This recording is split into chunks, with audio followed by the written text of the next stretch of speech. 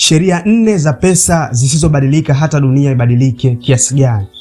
Kuna watu wanafanya kazi miaka 10 lakini hawasogei. Maisha yao yako vile vile. Yaani wanafanya kazi kwa bidii sana lakini maisha hayabadiliki.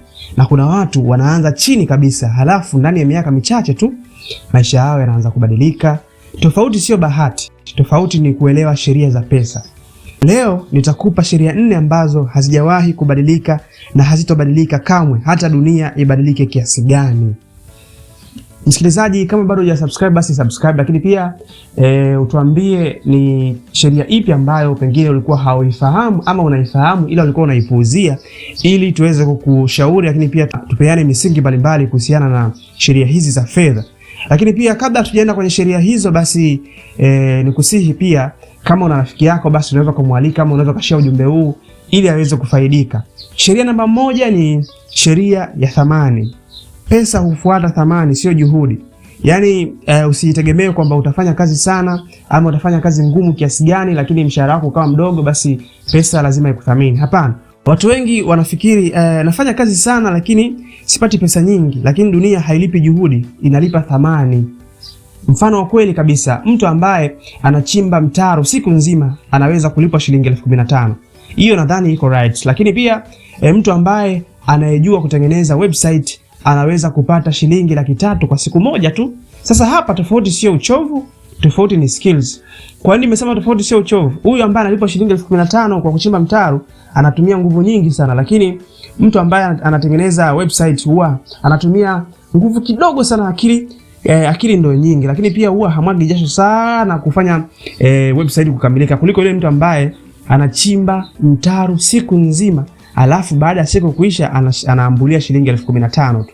Lakini mfano mkubwa zaidi ni Cristiano Ronaldo. Huyu ni mchezaji ambaye analipwa mabilioni ya fedha, sio kwa sababu tu anakimbia uwanjani, hapana.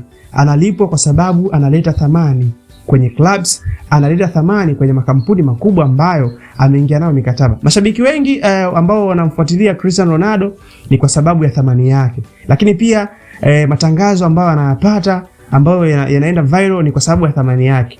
Lakini pia klabu ambayo anaitumikia kwa muda huo, mauzo yake ya jezi lazima yawe makubwa. Hii sio bahati mbaya, hii ni thamani ambayo Cristiano Ronaldo anayo na ameitengeneza.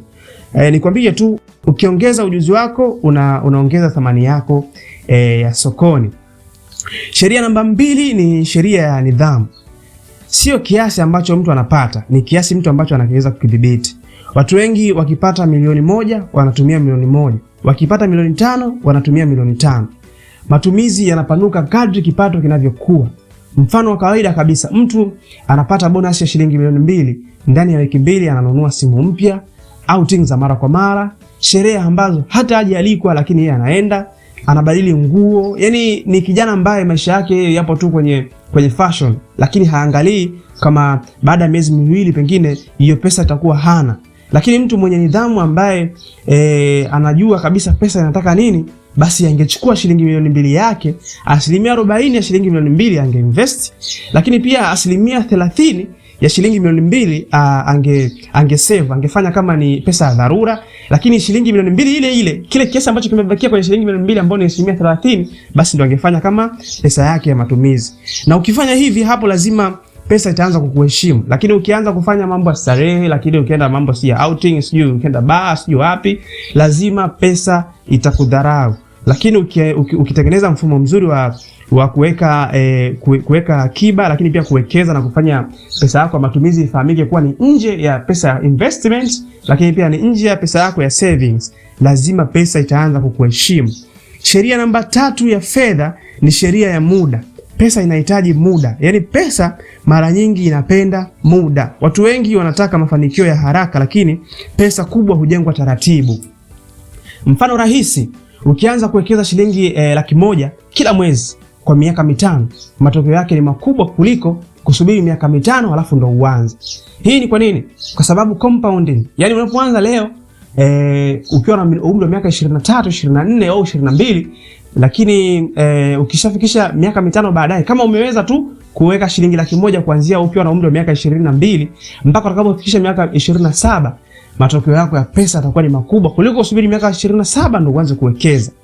Watu matajiri wanaelewa hii mapema, kwa sababu huu ndio mfumo ambao matajiri wengi huwa wanautumia. Lakini pia sheria namba 4 siku ya leo na sheria ya mwisho ni sheria ya mfumo. Bila mfumo pesa lazima itapotea, ndugu msikilizaji. Kama ulikuwa uelewi, pesa ina mifumo. Unaweza kupata pesa nyingi lakini kama hauna mfumo, basi lazima pesa ikimbie tu. Kama hauna akaunti ya akiba, hakuna uwekezaji wala hakuna budget. Mwisho wa mwaka utasema pesa ilienda wapi? Au utasema mimi nimerogwa, lakini ukweli ni kwamba haujarogwa. Pesa lazima ifuate mfumo. Na hizi ni sheria ambazo lazima uzifuate kwenye pesa, ndipo utakapoanza kuona mafanikio, lakini ndipo utakapoanza kuona pesa yako inavyoanza kukufanyia kazi. Mfumo ndio unaotenganisha mtu anayezunguka kwenye duara na mtu ambaye anapanda ngazi. Ukivunja sheria za pesa, pesa lazima itakuvunja, lakini ukiheshimu pesa, pesa lazima itaanza kukuheshimu na kukutii. Na ukumbuke pia utajiri hauji kwa bahati, ndugu msikilizaji, unajengwa kwa maamuzi madogo madogo ya kila siku. Kama kuna sheria ambayo umevunja na kama kuna sheria ambayo ulikuwa unaijua lakini huwezi kuifanyia kazi, basi chukua hatua kuanzia sasa. Hizi sheria 4 lazima zitakupa matokeo mwaka 2026, tofauti na vile ambavyo unawaza ama ambavyo unadharau. Lazima uheshimu muda, lakini pia lazima uheshimu kuwa pesa lazima iwe na mfumo, lakini pesa lazima iwe na nini? Pesa lazima iwe na nidhamu. Lazima uiwekee nidhamu pesa yako, na ndipo utakapoanza kuona mafanikio. Lakini pia lazima uithamini pesa yako. Kwa nini usithamini pesa yako? Yaani pesa yako lazima uithamini, nikimaanisha pesa yako utakapoipata usiende tu zile sehemu ambazo hazina maana ama hazina faida kwako wewe. Nenda sehemu ambazo, au nenda madarasa ambayo yatakufanya wewe uweze kuithamini pesa yako, lakini pia pesa yako uweze kuifanya iwe ni yenye maana.